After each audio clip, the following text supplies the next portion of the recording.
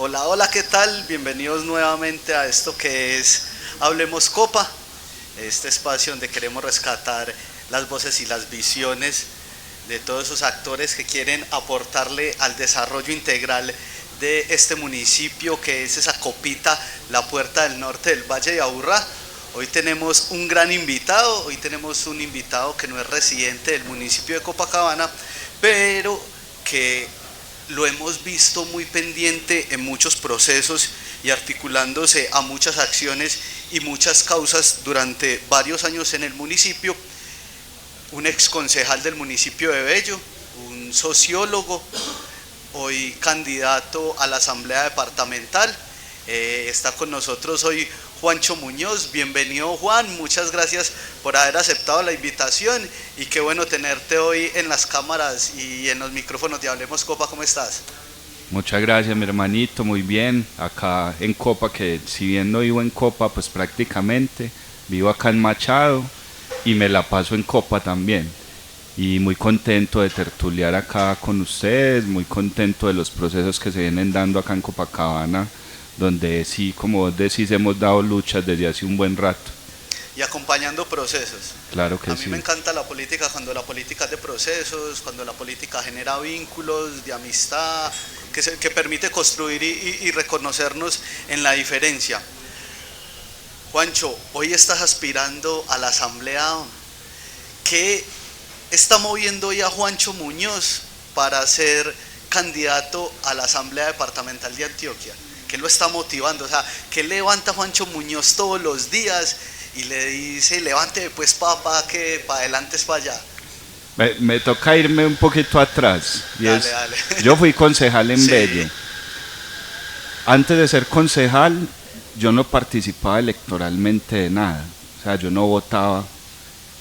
Yo simplemente daba luchas políticas desde los movimientos sociales, desde los colectivos, desde la organización comunitaria, estudiantil.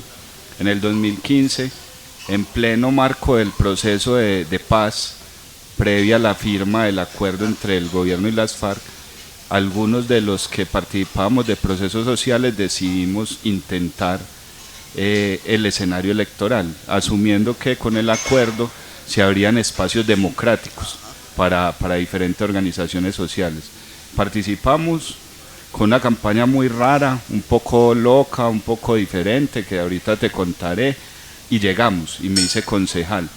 Fui concejal en Bello y conocí cómo es la política adentro, cómo es las relaciones de fuerza, y más la de Bello, y cuáles son los escenarios de posibilidad que se tienen realmente en el escenario institucional, y en su momento quedé un poco frustrado, quedé con muchos dolores, quedé decepcionado de la política de Bello, además amenazado también por mi labor y me tocó irme del país.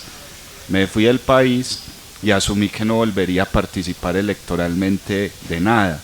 Me dediqué a la academia, me dediqué a la investigación, a la docencia, y allí donde estaba en Barcelona, me tocó ver el estallido social, el inicio del estallido social, y ver cómo las señoras salían a los balcones con sus cacerolas, ver los pelados en los barrios, ver a la gente movilizada, y eso me conmovió al punto que me devolví. Me devolví a participar del estallido, en el tema de derechos humanos, a hacer seguimiento, a hacer verificación.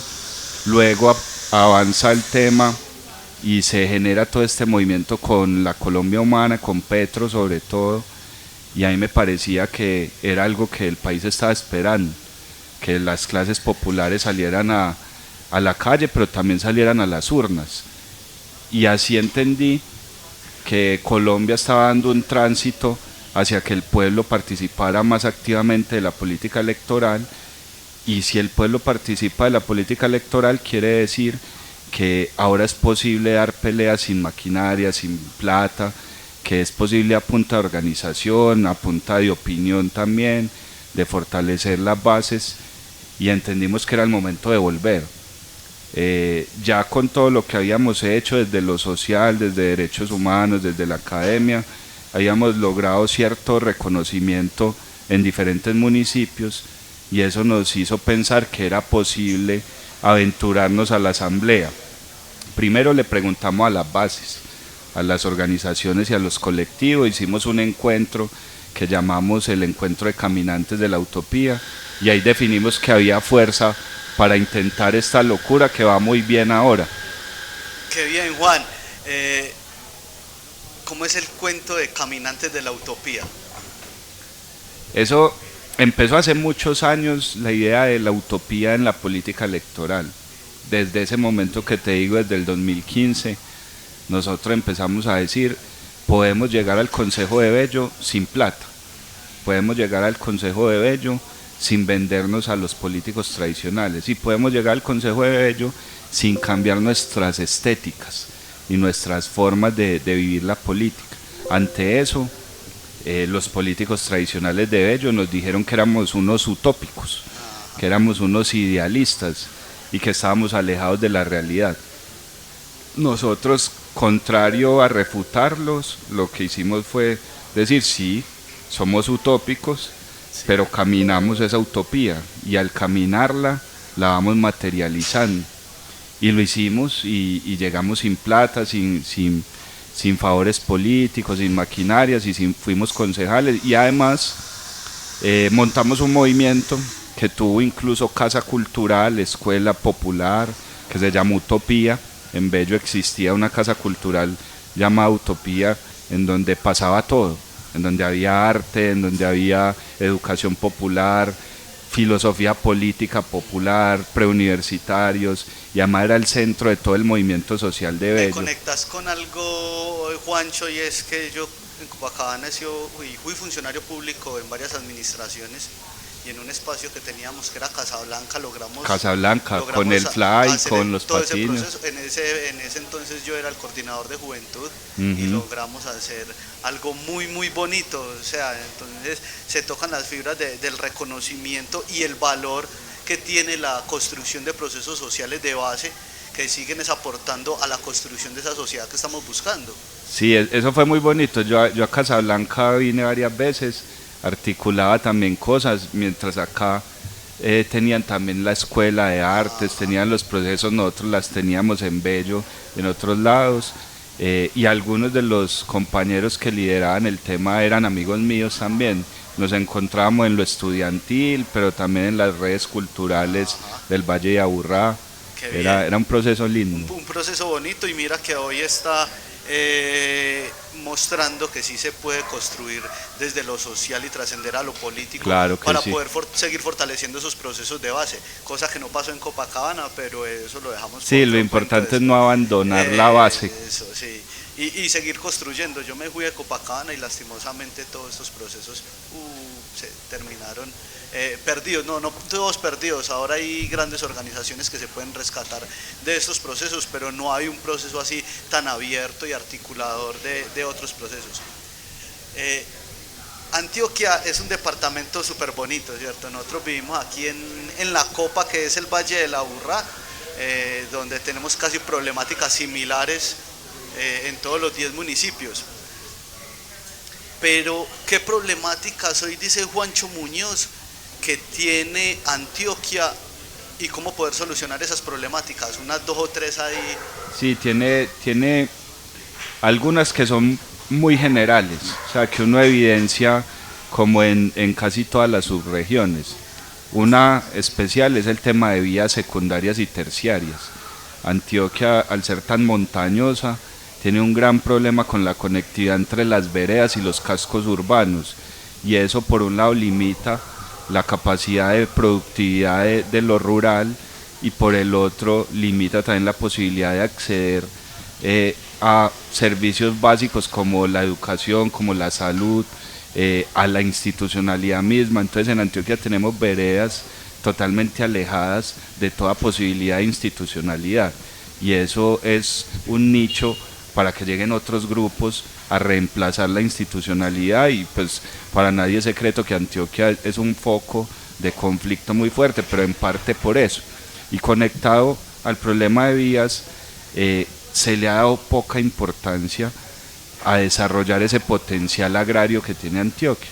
Antioquia es sobre todo rural, además de tierra fértil, y no se potencia tanto el tema agroalimentario como se podría hacer. Entonces el campesinado está abandonado y en ese abandono algunos migran a los centros urbanos a vender su fuerza de trabajo de manera precaria y vivir casi que en la indigencia, pues en la pobreza definitivamente. Antioquia tiene más de 2 millones de pobres registrados, tiene muchísimos más, pero además de eso, de tener que emigrar a las zonas urbanas, los que se quedan se vinculan a prácticas o destructoras de la naturaleza, como la minería, como los monocultivos, o a la industria del crimen, ¿cierto? A la industria del crimen, que en Antioquia parece la única salida en muchos lugares. Y otro tema entre varios, pero como me dijiste tres, un tercer tema es la conectividad en temas de internet. En Antioquia hay una brecha digital que profundiza la brecha educativa y tiene que ver mucho con la conectividad a internet. Lo mismo que decíamos, al ser montañoso y al ser tan disperso en algunas zonas, la gente no tiene cómo conectarse y en esa medida no tiene cómo informarse. Y cuando uno no se informa, pues es objeto de manipulación de cualquier tipo de actor, político, armado, empresarial, y esos son grandes problemas para este departamento. Aquí hablando de vías, que me estabas hablando de vías y hablando particularmente de Copacabana, Copacabana tiene 70 kilómetros cuadrados y poquito, y tiene una vereda que no tiene conexión al casco urbano como es Granizal. Entonces usted llega a Granizal y hay territorio de todos y de nadie, porque un pedacito es de Bello, otro pedacito es de Medellín, pero esto es de Copacabana, entonces por allá no van las autoridades. Y lo importante que es ese tipo de conexiones, porque para promover, por ejemplo, el turismo, o sea, ¿cuánto no le sirve, por ejemplo, a la señora que lleguen 50 ciclistas a tomar juguito o a tomar café? Y entonces una cosa se va enraizando la otra para buscar soluciones a esas problemáticas. Si bien Antioquia es rural, ¿cierto? Podríamos decir que la aglomeración está en los cascos urbanos, ¿sí o qué? ¿Cómo hacer para que el desarrollo sostenible se promueva desde estos cascos urbanos? ¿Cómo hacer para que esta Antioquia rural comprenda ese papel que tiene en el desarrollo social y sostenible y ejecute acciones para la sostenibilidad? Porque uno hoy las ve muy pocas, ¿cierto? Y tiene que ser la comunidad la que afronte los problemas, por ejemplo, de minería, los problemas con grupos armados porque quieren tumbar los ecosistemas. Y nosotros somos ricos en agua, somos ricos en tierra, ahorita lo decía, la tierra es fértil, donde usted siembre algo, ahí le crece, le da lo que sea. Y tenemos hasta los pisos térmicos. Entonces, ¿qué hacer para promover ese desarrollo sostenible, ¿cierto? Incluyendo el agro, porque es que es muy importante, o sea, desde lo que nos comemos hasta lo que hacemos para que Antioquia pueda ser sostenible a un mediano plazo. Sí, yo creo lo primero es que esa densificación urbana, el que en las zonas urbanas viva la mayoría de la gente, tiene que ver precisamente con los modelos de desarrollo que se han implementado y con ese abandono no inocente del campo, o sea, con ese obligar al campesino a rebuscarse la vida en los centros urbanos.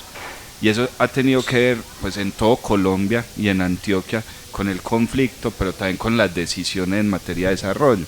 Entonces, si un tomador de decisiones, por ejemplo, dice Jericó debería enfocarse en la minería, cuando Jericó siempre ha sido cafetero, campesino, y cambia el modelo y se explotan las minas 10, 15, 20 años, después Jericó no va a poder producir comida. ¿Qué va a pasar con todo ese campesinado y con toda esa gente? ¿Para el centro urbano a qué? Si tampoco se está potenciando, por ejemplo, la industria. Entonces, en Antioquia desde hace un tiempo se enfocaron por un lado en la extracción de recursos primarios, sobre todo de minería, por el otro en el sector inmobiliario, y en el centro del Valle de Aburrá en servicios e innovación, pero dejó de lado la producción. sobre todo la producción agrícola, pero también incluso la producción textil, que Antioquia era súper fuerte en producción textil y la industria. Entonces estamos trayendo toda la población rural para los centros urbanos, pero a trabajos precarizados, a vivir del rebusque de la economía popular, que no es problema la economía popular, el problema es cuando se dan condiciones de no dignidad laboral y de no trabajo decente.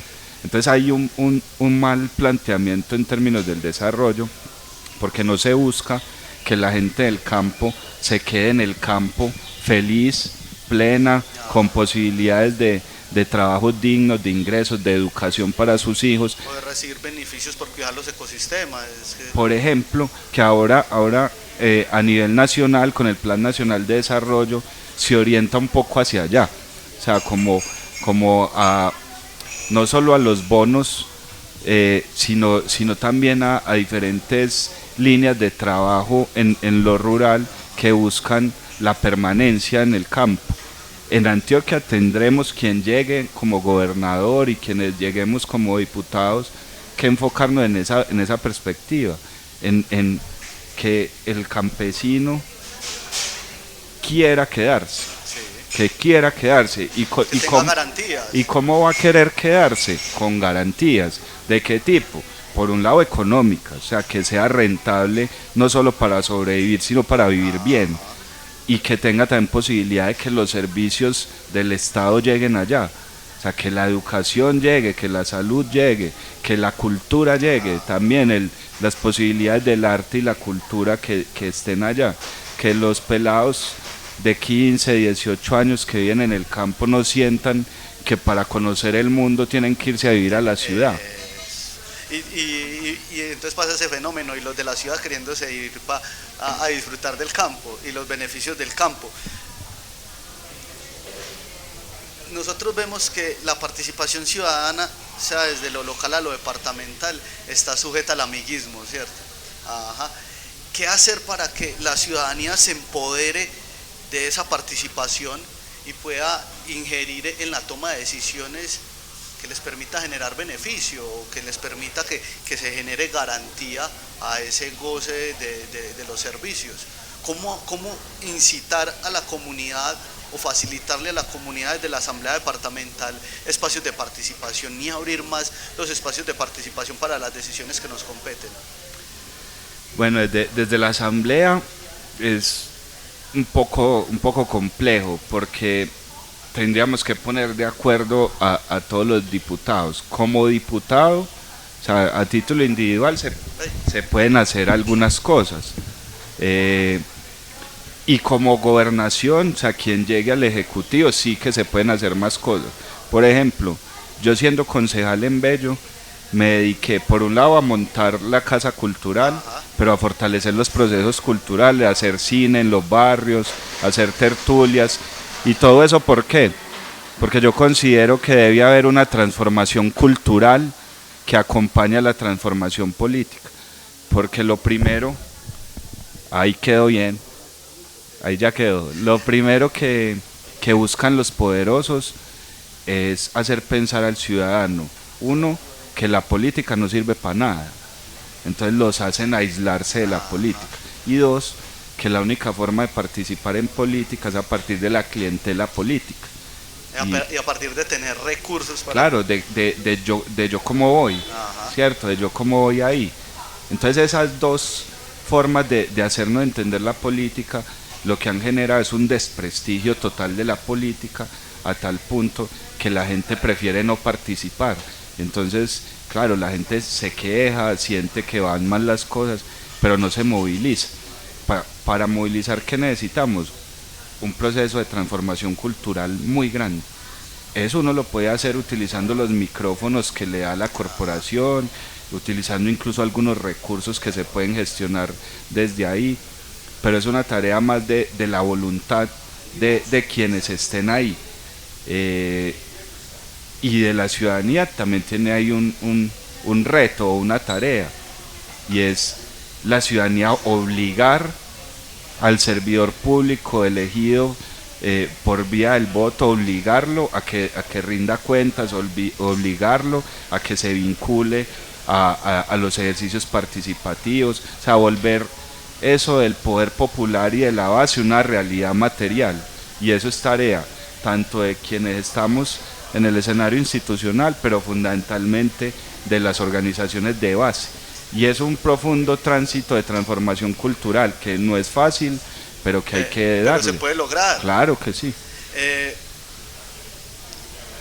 ¿Cómo trabajar en conjunto con las demás autoridades para lograr que se cumplan las metas y los objetivos planteados en cuanto a reducción de la pobreza, en cuanto a acceso a la educación? ¿Cómo podemos articular ese trabajo desde el legislativo, la ciudadanía y el legislativo para que se pueda dar ese encuentro tripartita? Lo primero es entender que no hay una instancia que sepa más que las otras, ¿cierto? Nosotros, y cuando digo nosotros, es los procesos con los que yo he venido caminando, partimos del diálogo de saberes y partimos de que nadie sabe todo y nadie ignora todo, y que las apuestas de desarrollo no pueden ser una apuesta jerárquica y vertical como han sido hasta ahora. O sea, en América Latina y en Colombia, desde por lo menos 1948 nos han metido cápsulas desarrollistas, desde el Banco Mundial, desde el Fondo Monetario Internacional, desde todas las instituciones financieras del mundo, y nos dicen qué es lo que hay que producir, cómo hay que producirlo para supuestamente llegar al desarrollo. Y nada de eso nos ha servido, por el contrario. Los indicadores de pobreza aumentan, los indicadores de desigualdad aumentan, entonces algo está mal en la fórmula. Entonces no se trata de que un técnico del gobierno nacional venga a Granizal a decir cómo es que Granizal debe organizar su vida, sino que el técnico debe venir a Granizal, conocer Granizal, ver cómo Granizal está gestionando la vida y decir, yo tengo también desde el conocimiento científico, técnico, desde la fuerza pública, económica que tenemos como institucionalidad, podemos aportar esto. Y eso puede ser mucho más fértil que lo que se viene haciendo. Por ejemplo, en Moravia hubo una reubicación de gente de Moravia hacia Pajarito,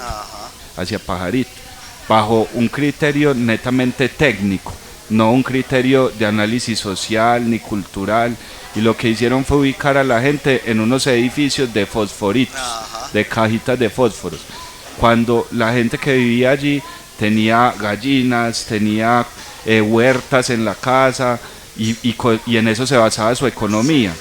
Se fueron a esos edificios, no solo se les destruyó su economía, sino el tejido cultural se destruyó, y esos edificios se convirtieron en cuna de conflictos, de violencia, y la gente, mucha, se devolvió a los asentamientos. Alguien me contaba, alguien que está viviendo en unos edificios me contaba que la gente prefiere irse otra vez a la calle que, por ejemplo, pagar multas por ruido, o que sale y que de esta casa pone a miar el perro aquí. Claro, y eso es precisamente por la falta de diálogo, porque no se reconoce al ciudadano como realmente un actor legítimo en el desarrollo, sino que se considera que el ciudadano es objeto del desarrollo y no sujeto. Y ahí es donde hay que cambiar el paradigma, que eso no es fácil, y menos en lo público, porque hay prepotencia desde los actores políticos y técnicos que asumen que saben mucho más que el ciudadano, pero no es así. Y que no construyen las decisiones con el ciudadano a pie, que es el que termina dilucidando o siéndole un problema a la hora que le están realizando ahí, por decirlo. Sí, lo ven más como un obstáculo al desarrollo que como un actor que puede servir para eso, cuando el ciudadano realmente es el que conoce las necesidades que tiene, pero también las potencialidades, lo que puede aportar. Juancho, ahora me tocabas un tema, y es cómo Antioquia ha ido migrando de esa gran industrialización a una prestación de servicios, ¿cierto? Pero el empleo no alcanza, las oportunidades de empleo no alcanzan, y muchas veces los emprendedores se quedan en el camino porque no tienen el apoyo suficiente. qué poder hacer desde tu gestión y desde la asamblea departamental para fortalecer y mejorar esas oportunidades de empleo y de desarrollo empresarial. Sí, ahorita se vienen unos debates muy serios en muchos de los municipios, por ejemplo del Valle de Aburrá en varios, frente a los planes de ordenamiento territorial, los planes básicos de ordenamiento, en otros casos los esquemas de ordenamiento, y ahí se define cuál va a ser el modelo de desarrollo de los territorios. Nosotros le apostamos en gran parte a impulsar los distritos agroecológicos, que va a potenciar la economía productiva, pero también le estamos apostando al turismo comunitario, que el turismo comunitario es muy diferente al que se ha venido empleando.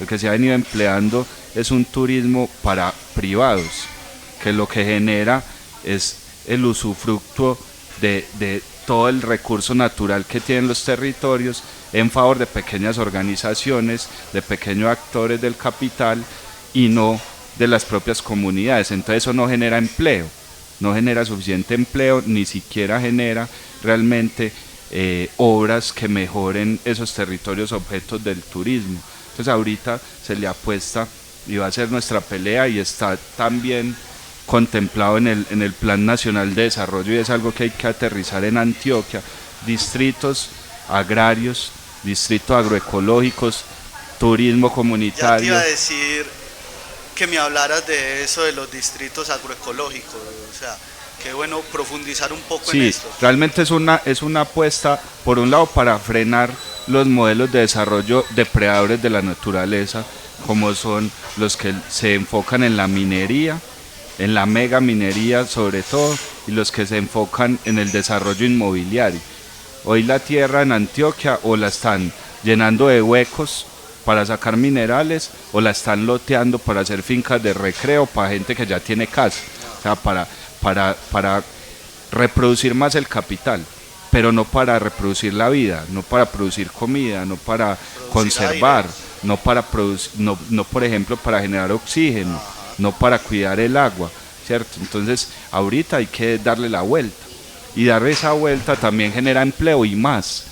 O sea, la producción de comida genera más empleo que la minería, genera mucho más empleo que la minería, y genera un hábitat más sano que la minería.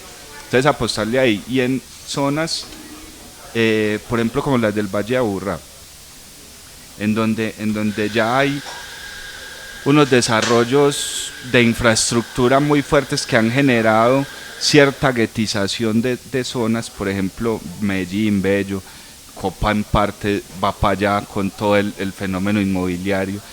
Allí hay que apostarle a ¿No varias querés cosas. leer el PBOT que les aprobaron las autoridades ahorita?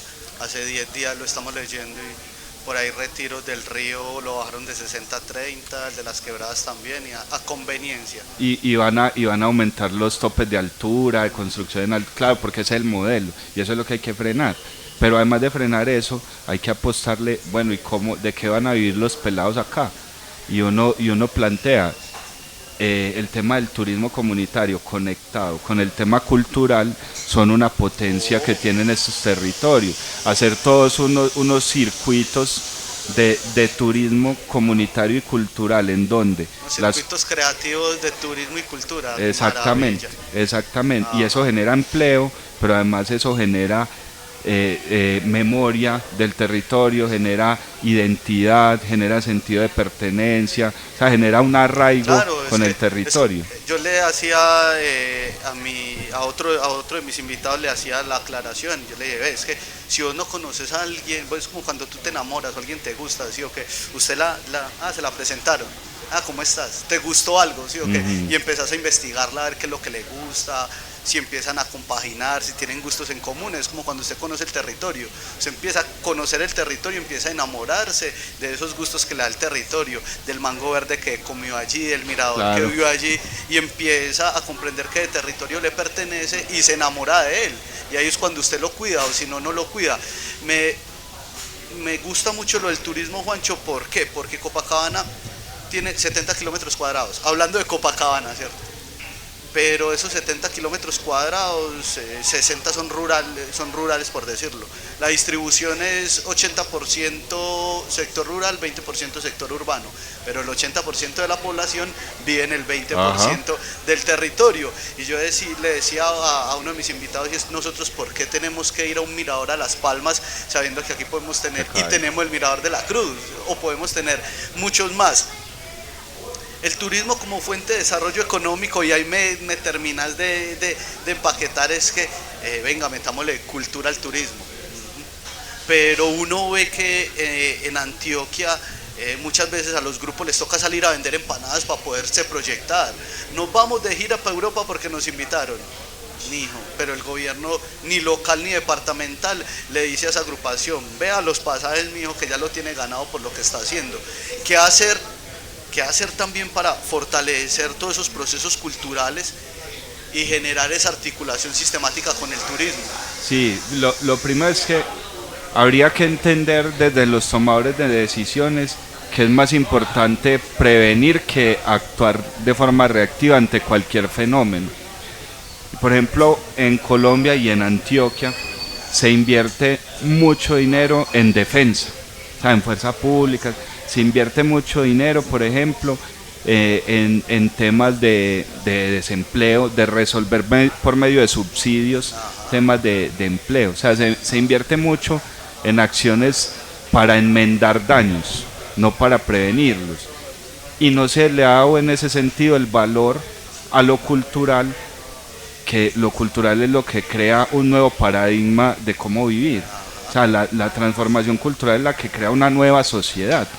Y esa transformación cultural lo que va a permitir es menos conflicto, menos guerra, pero también que la gente, por ejemplo, caiga menos en temas de uso problemático de sustancias psicoactivas, que tanto mal hace y que tantos recursos del Estado se van hacia allá. Entonces, si se entiende eso, los tomadores de decisiones no van a escatimar esfuerzos en adicionar recursos a la cultura. Porque además, por un lado, al adicionar recursos a la cultura, se fortalecen los colectivos y organizaciones en términos de empleo, es decir, los artistas pueden vivir de lo que hacen, los cultores, los gestores culturales pueden vivir de lo que hacen, pero al mismo tiempo le están haciendo un bien a toda la sociedad, claro. ¿Cierto? Están generando identidad, memoria, están construyendo nuevos paradigmas, están fortaleciendo la cultura ciudadana y con eso la convivencia y la tranquilidad, entonces están disminuyendo la violencia. Es decir, si eso se cuantifica en costos y beneficios, se va a disminuir el gasto del Estado en muchas acciones. Entonces es simplemente analizar la vida social no desde la lógica de la acumulación del capital y de la reproducción del capital, sino de la vida en sociedad. Y si se hace desde ahí, vale más la pena. Casi todos los municipios del Valle de Aburrá, por ejemplo, no llegan ni al 2% de su presupuesto en inversión a cultura. O sea, muy extraño el municipio que supera el 2% de la destinación de sus recursos a cultura. Y eso es gravísimo. Sí. Eso es gravísimo, no solo por la generación de empleo a los cultores y artistas, sino porque entonces cómo estamos pensando en la convivencia y en la vida social si no trabajamos en el ámbito cultural. Entonces estamos pensando que las personas son solo máquinas que trabajan, comen y duermen, trabajan, comen, pagan y ya. Y entonces ¿dónde está realmente el factor espiritual que construye sociedad? O sea, eso simbólico, que es lo que nos diferencia de otras especies. Ajá. Bueno, hay un tema también muy similar, y es el deporte en Antioquia, porque, o sea, seguimos siendo cuna de grandes deportistas, seguimos siendo cuna de exportadores de grandes atletas. O sea, ¿qué hacer para que el fortalecimiento al deporte sea algo efectivo y no sea ese clientelismo de decir a este sí, a este no, a esto sí, a esto no? Antioquia ha sido líder en los departamentales deportivos. ¿Qué hacer para fomentar una equidad en el deporte? o cómo poder llegar a eso. Hablamos de la cultura también como eje transformador, pero a mí también me atañe el deporte. Tengo un niño de 11 años que es deportista y vive por el deporte y me la jalo pelando con todo mundo en mi municipio por el estado de los escenarios o por las oportunidades. O a mí me gusta mucho la bici, pero a veces a uno solo le da miedo ya salir con la imprudencia de los demás actores de la vida. Ah, eso es otro. Vea, con el deporte hay tres dimensiones en lo público del deporte, que es el deporte recreativo, el deporte formativo y el deporte competitivo. O sea, hacia estas tres dimensiones hay una destinación presupuestal tanto en los municipios como a nivel departamental. Resulta que el deporte formativo y recreativo tiene poco o nada de presupuesto usualmente, y el competitivo llega a muchachos ya formados, o sea, a muchachos que ya se destaquen, y sigue siendo poco. Entonces ahí hay un problema grande, y es que no se entiende en parte el valor del ocio para el deporte recreativo. O sea, se asigna muy poca fuerza a esa generación de ocio creativo, de activar el cuerpo, y eso como la cultura, como el arte y la cultura, evita muchos de los grandes problemas. Entonces volvemos a ese costo y beneficio. Ajá. Si enfocáramos recursos ahí, pues habría que invertir menos en lo otro, menos en defensa, menos en esto otro. Y frente al competitivo, por un lado, está mal distribuido el recurso. O sea, obviamente el Valle de Aburrá es quien más tiene recursos para esto, sobre todo Medellín, y Medellín por eso es potencia deportiva, porque además se trae los deportistas de los otros municipios cuando ya se destacan. Entonces a los deportistas de los otros municipios lo que les queda es venir a probar a Medellín. Entonces debía haber sí una democratización de los recursos, pero yo creo que los recursos se deben enfocar mucho en lo formativo y en lo recreativo, porque si solo le ponemos el ojo al deporte competitivo, vamos a generar un montón de jovencitos frustrados que no entienden el deporte como una práctica para vivir de una forma sana, de una forma tranquila, sino como la posibilidad de llegar a algo, y si no llegan a ese algo, pues van a estar totalmente deprimidos. Entonces ahí es un tema fuerte. Lo otro, los escenarios. Y el tema de la bicicleta es una particularidad ahorita lo tocamos, que por acá está aparte. Que podemos tocar Sí, ahorita. sí. El tema de escenarios, ha pasado algo, no sé si acá en Copa, pero sí en el Valle de Aburrá lo he notado, y es que se ha pasado, por ejemplo, con el fútbol, de las canchas de arena abiertas a las que todo el mundo accedía. Entonces se supone que una muestra de desarrollo de estos municipios ha sido volver esas canchas sintéticas, pero el volverlas sintéticas va acompañado de enrejarlas y de limitar el acceso. En algunos casos incluso las empiezan a alquilar. Entonces es una privatización de lo público. Muy particular en Copacabana. Claro, es una privatización de lo público. Entonces se muestran indicadores de mejora de escenarios deportivos, pero mejora para quién, para quien pueda pagarlos, y quien no puede pagarlo entonces se quedó sin escenarios deportivos. No, o con las luces apagadas a las 6 de la tarde, porque no, ya. Entonces son decisiones que realmente, contrario a mejorar las condiciones para la práctica del deporte, las limitan profundamente. Bueno, ahorita me dijiste dejemos la bicicleta a un lado. Yo vine enamorado de la bici. Yo también. Enseño a montar en bicicleta, o sea, tengo una metodología. Mi niño monta bicicleta desde los 2 años, y desde ahí creo una metodología que se llama Rueda que Rueda, y le enseño a cualquier persona desde los 6 hasta los 70 años si está en la capacidad y de querer aprender. Pero uno aquí ves que la bicicleta les importa para algo y para otras cosas no. Entonces en lo deportivo sí prefieren invertirle N cantidad de millones a los super equipos, pero en infraestructura no, estamos re mal. O sea, en cultura en la vía estamos pésimos. O sea, un ciclista le estorba al de cualquier vehículo motorizado, sea el de la moto. O sea, te pongo un ejemplo. Hoy, antes de la entrevista, estuve montando bicicleta con mi hijo. Estuvimos yendo hasta el Central Park Cuando íbamos, un señor se montó en la ciclorruta en la moto y yo empecé a culebrear en la ciclorruta para no dejarlo pasar. Yo iba con mi hijo y ese señor me pega su vaciada, o sea, yo le dije, no, pues páseme la moto por encima, porque es que esto no es una motorruta, esto es una ciclorruta. Entonces pasa algo, y lo vivimos también, la bicicleta como modo de transporte, la bicicleta como uso recreativo y la bicicleta como uso deportivo. Ajá, competitivo, ¿cierto?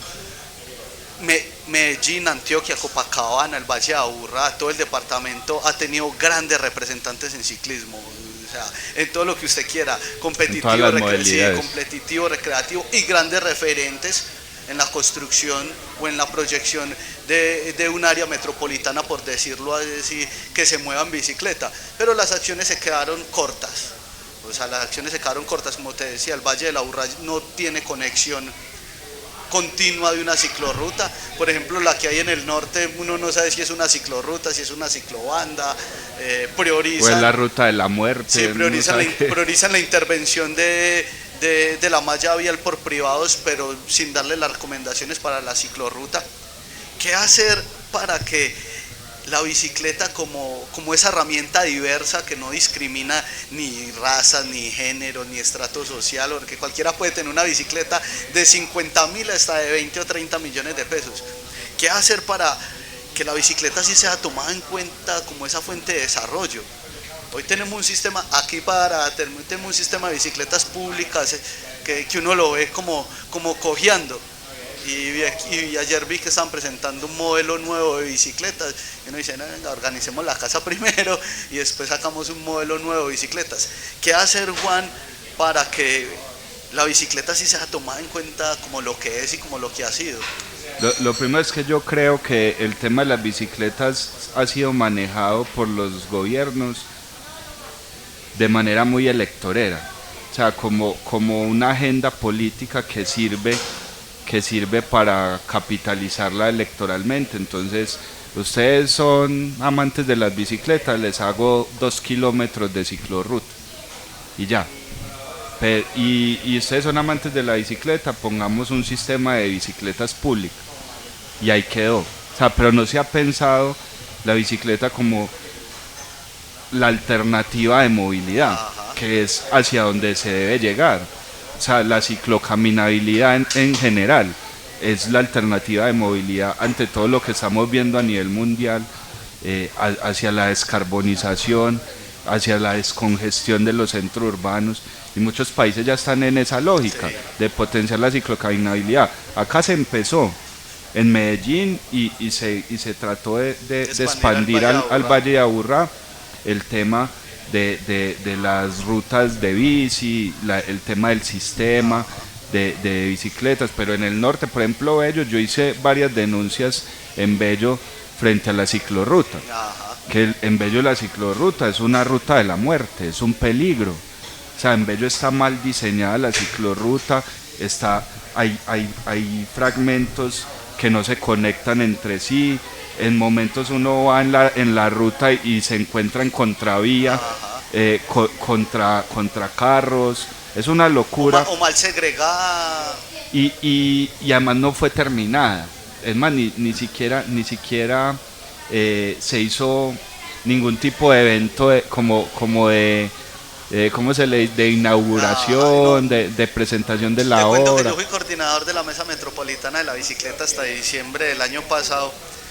Y todo este año por mi ética laboral y por mi ética profesional no había querido pronunciarme al respecto, pero uno dice, hay cosas que son el colmo, o sea, el proyecto de ciclocaminabilidad del norte nunca fue entregado, y si lo entregaron por debajo, porque nunca invitaron a las organizaciones a participar de él, ¿cierto? Porque nunca involucraron a la ciudadanía que montan bici en su municipio para decir, venga, hagamos, cómo proyectamos, por dónde les gustaría ir, y hoy vemos el reflejo en Bello y en otros municipios. Por ejemplo, esas ciclorrutas la gente no las habita, eso se volvieron parqueaderos de carros, pero en parte es porque está mal diseñada, pero también porque no se ha generado un incentivo cultural para usarla.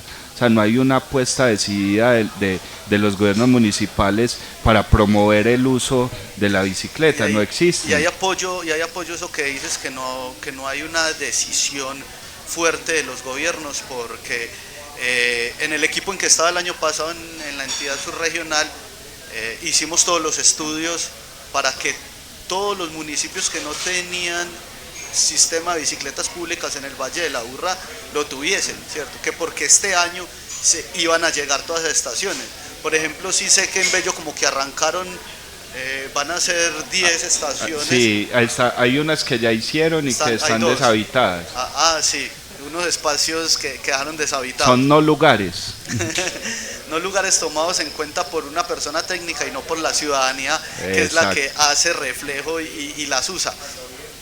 Otro tema que no tocamos ahorita en las problemáticas, porque yo te dejé 2 o 3, es el tema de la salud.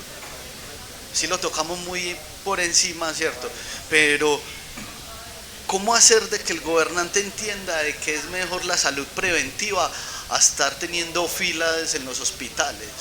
¿Cómo poder trabajar en conjunto con el gobierno para poder desarrollar acciones de prevención en salud que nos permita mitigar todo esto? O sea, ya hemos hablado de la bici, ya hemos hablado del deporte, de la cultura como esos ejes, pero ¿cómo hacer que el gobernante entienda eso? Ahí hay un problema también estructural, y es que los recursos de la salud que tienen los municipios, por lo menos la mayoría de los municipios de Antioquia, son recursos de transferencias, ¿no?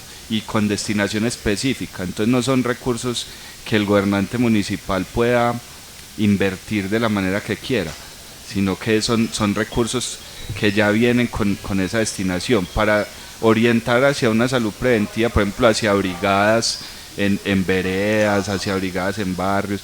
Habría que sacar de recursos propios. Entonces lo que plantean los municipios de Antioquia, que la mayoría son de quinta y sexta categoría, yo recursos propios no tengo. Entonces no puede haber una apuesta en ese sentido. Ahí es donde entra, y vos lo decís, el gobierno nacional y el gobierno departamental. Y desde el gobierno nacional, ya en el Plan Nacional de Desarrollo está orientada esa apuesta, que fue la apuesta que se tuvo en Bogotá, de salud preventiva, las brigadas, las misiones, etcétera. Está ya con presupuesto en el gobierno nacional.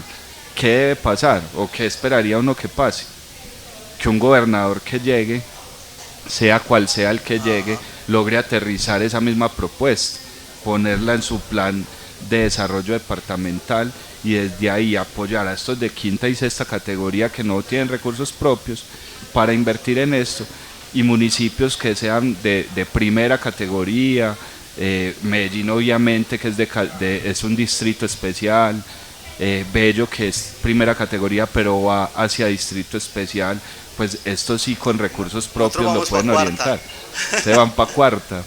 Sí, pasamos de segunda a tercera y ahorita... Que ahí hay una mistura, sobre todo es recursos de transferencia, lo que le llega a Copa, pero también hay algunos recursos propios. Sí. Juancho,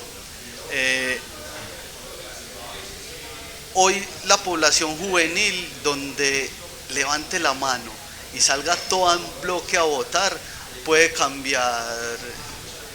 Pone el gobernador Que quiera, ¿sí o qué?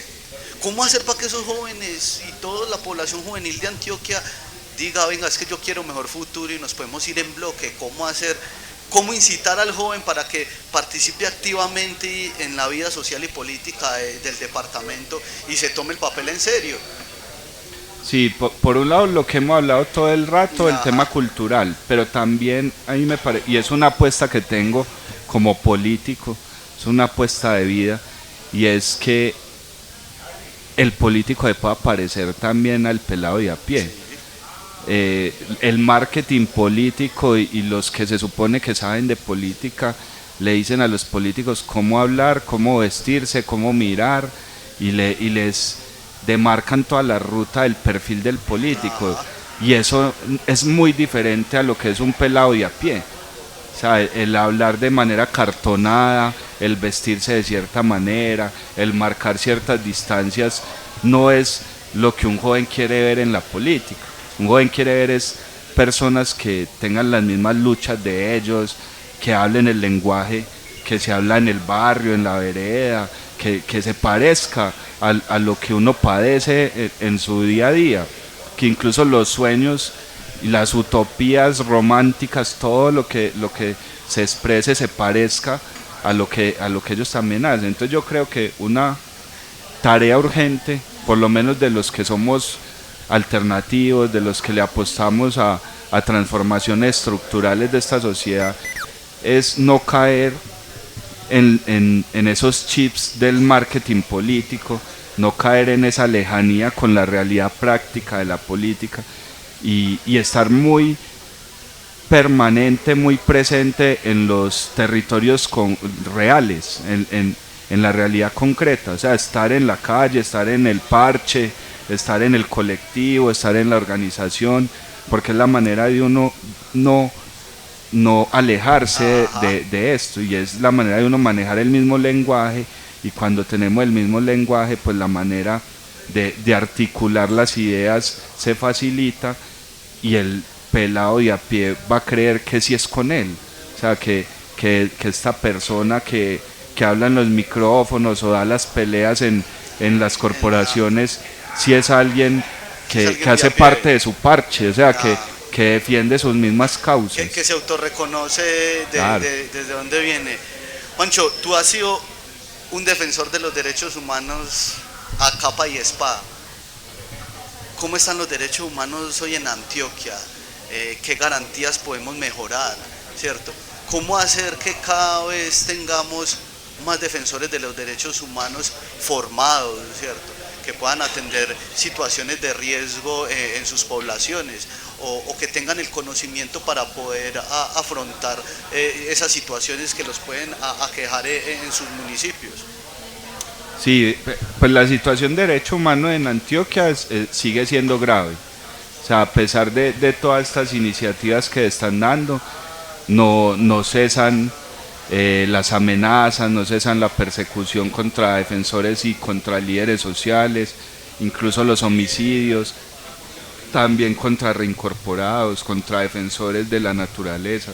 Es decir, sigue en una situación bien complicada. Y ya la situación, digamos, propia del defensor de derechos humanos en términos de organización, de formación, de capacidad de incidencia, ahí hay una cierta, como una situación un poco paradójica, y es que algunos decimos todos somos defensores de derechos humanos, todos podemos ser defensores de derechos humanos, y eso ha logrado tener eco. Entonces la gente empieza a asumirse como defensora de derechos humanos, pero eso tiene... Comienza a asumir el papel, pero con desconocimiento tal vez. Ahí tiene entonces la otra cara de la moneda, y es que está muy bien que nos asumamos como defensores de derechos humanos, pero entonces ya no nos ocupamos de formarnos en derechos humanos. Entonces asumimos que la defensa de derechos humanos es simplemente una denuncia de cualquier tipo. Entonces eso hace parte, pero sí es preciso fortalecer la formación, tanto técnica, que técnica es los mecanismos de reclamo de derechos, los procedimientos, los protocolos, cuáles son las instituciones a las que hay que exigir, a las que hay que reclamar, con las que hay que articular, pero por otro lado una formación también política, en términos de lectura de riesgos, de lectura territorial, de análisis de actores. Entonces, que no vayan a terminar metidos en problemas. Claro, que la acción del defensor, por un lado, no lo ponga en riesgo, pero por el otro lado no profundice la situación que está denunciando, ¿cierto? Que una alerta temprana no vaya a consolidar un riesgo en lugar de eliminarlo, ¿cierto? Que a veces pasa, a veces un defensor establece una alerta y lo que pasa con eso es que el riesgo se consuma. Entonces hay cosas que hacen parte de la lectura también política de los defensores de derechos humanos que hay que profundizar. ¿Y eso cómo lo hacemos?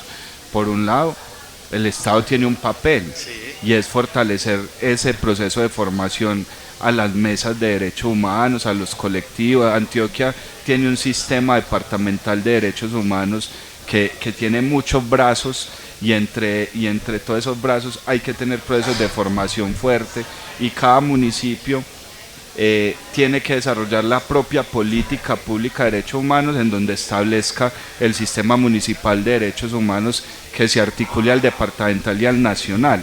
Pero por otro lado, las organizaciones de la sociedad civil y los colectivos de derechos humanos tienen que hacer formación independiente, porque si nos quedamos solamente con la formación que brinda el Estado, pues seguimos dependiendo a las mismas lógicas del Estado, y el Estado es esencialmente violador de los derechos humanos. Entonces si uno simplemente se maneja en los márgenes que le propone el Estado, no le va a dar para hacer una tarea efectiva.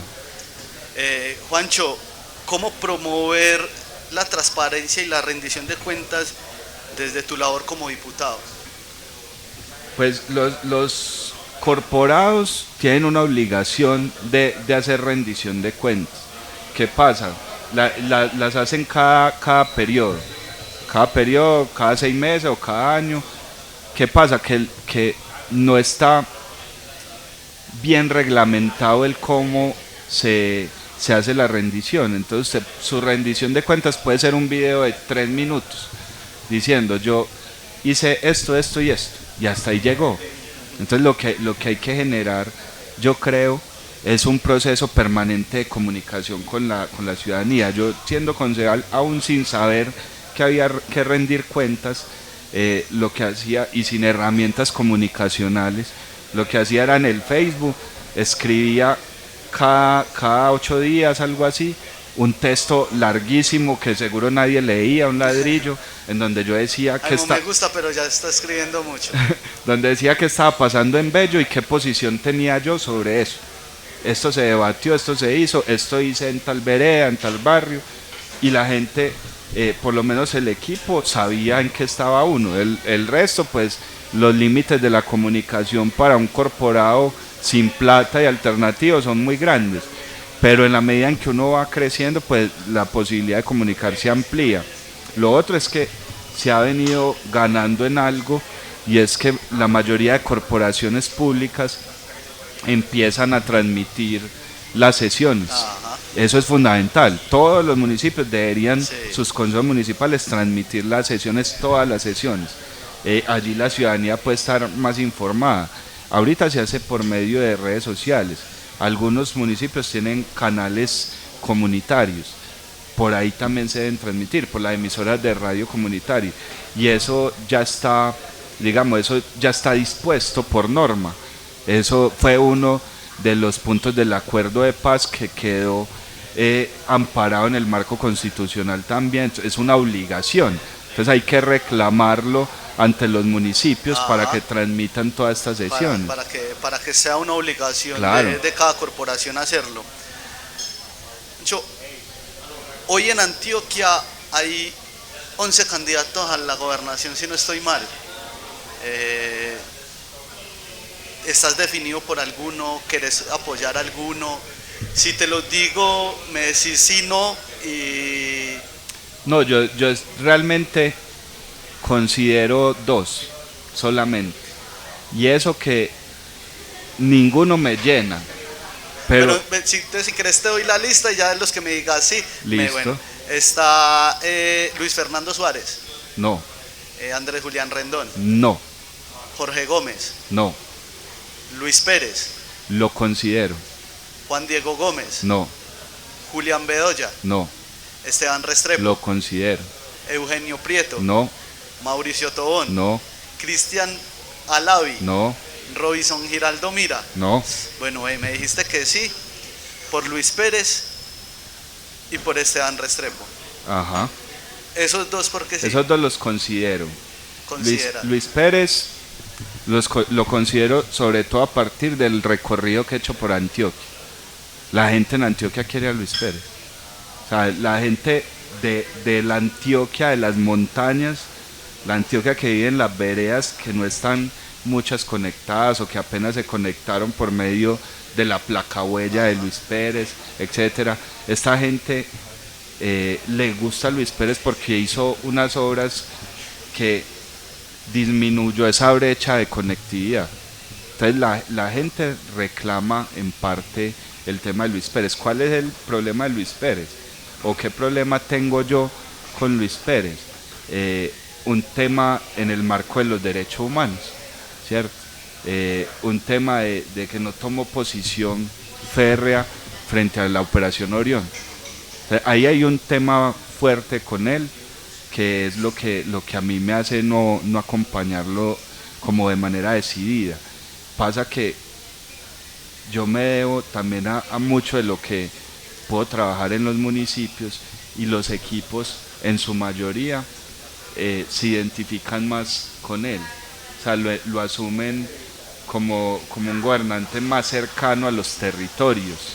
Él no es tan fuerte en el Valle de Aburrá, por ejemplo, él es fuerte fuera, en las otras subregiones, con los campesinos, con la gente que están en las luchas campesinas. En cualquier caso, yo con el tema gobernación estoy más bien quieto, o sea, estoy más bien distanciado, porque cualquier gobernador que llegue nos va a tocar, por un lado, hacerle control, y por el otro, tratar de que los recursos que hay de la gobernación se ejecuten de una manera que al departamento le sirva, y en esa medida vamos a tener que sentarnos de manera tan cordial con cualquiera. Pancho, también me ponías en consideración a Esteban Restrepo. Esteban Restrepo me parece que es un pelado fresco, o sea, que es un pelado que se ha declarado abiertamente progresista, que acompañó decididamente la campaña de Gustavo Petro, y eso a mí me parece que es valioso en un departamento tan difícil como Antioquia, en donde uno decir que es progresista o decir que acompaña apuestas progresistas en términos electorales le significa una pérdida grande, y aún así el pelado lo asumió, tiene ideas chéveres, ideas de ambiciosas de departamento, ambiciosas pero sustentadas, bien sustentadas. Está haciendo una campaña que me parece también bonita, que es caminar Antioquia, caminarla literalmente. Yo me lo he encontrado en municipios, en apartado, por ejemplo, iba yo caminando con mi equipo, haciendo el ejercicio que hacemos nosotros, que es hablar con la gente, y me lo encontré de frente en una calle, él haciendo lo mismo con un megáfono. Entonces eso también vale la pena, porque es gente que uno sabe que hace política también como desde el caminar, desde el conocer la realidad del territorio, desde el no ahorrarse una gota de sudor, no la hace desde una oficina direccionando equipo en los municipios, la hace él mismo volteando, caminando. Pancho, no, ya por aquí para terminar, ¿cuál es el compromiso personal que hoy tiene Juancho Muñoz con la visión de futuro para Antioquia? Pues yo siempre he tenido un compromiso en el ejercicio de lo público, y es que yo quiero bajar la institucionalidad al barrio y a la vereda, y subir el pueblo a las decisiones que se toman de lo público.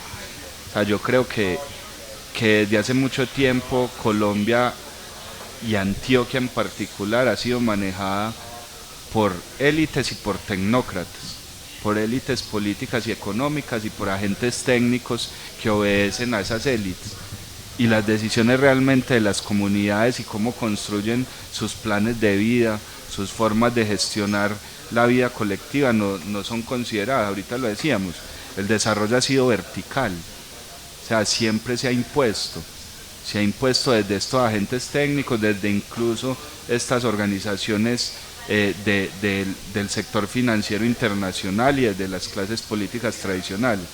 Y mi tarea es incomodar a esos actores, pero en la medida en que los incomodo es traerlo de abajo hacia posibilidades reales de toma de decisión. Entonces, que los planes de vida de muchas comunidades se puedan discutir, que puede que yo pierda en votación en la asamblea, porque van a llegar muchos diputados que obedecen a las élites, que obedecen al sector empresarial y financiero, que obedecen a las viejas casas tradicionales políticas, pero por lo menos que yo ponga en el micrófono esos planteamientos, esos sueños y esas peleas de la gente de abajo.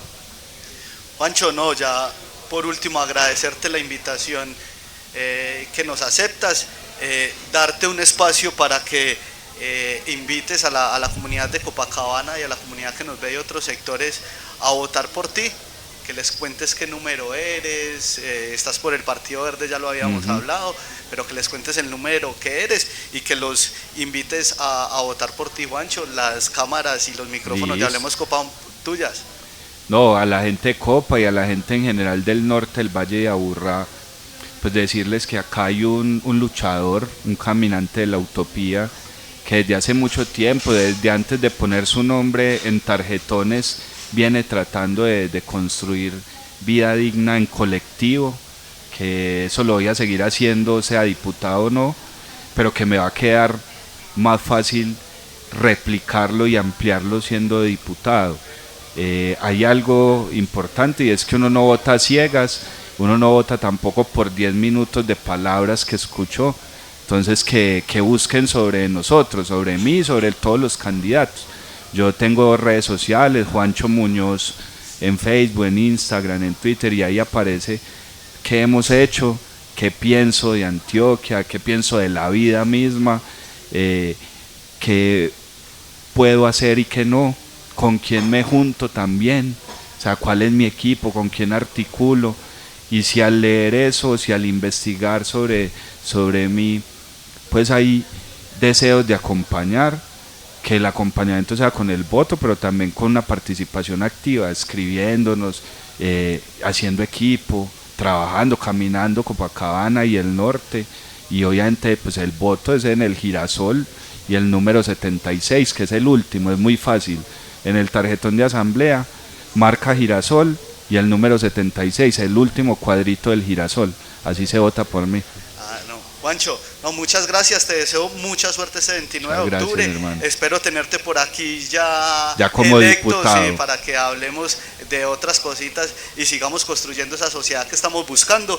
Les recuerdo a todos, esto es Hablemos Copa, un espacio independiente que quiere reconocer las voces y las visiones, que quieren trabajar por el desarrollo, que quieren trabajar por ese desarrollo integral para el departamento de Antioquia, para el municipio de Copacabana. Entonces vaya, le da me gusta, se suscribe y sigue viendo todos los capítulos que tenemos, que hoy estamos con Juancho Muñoz, candidato a la Asamblea Departamental, un sociólogo del norte del Valle de la Aburrá, que nos metió en el cuento de caminar en la utopía y de seguir construyendo esa sociedad que nos merecemos. Hágale pues, que nos seguimos viendo en @Hablemos Copa. Nos vemos pues.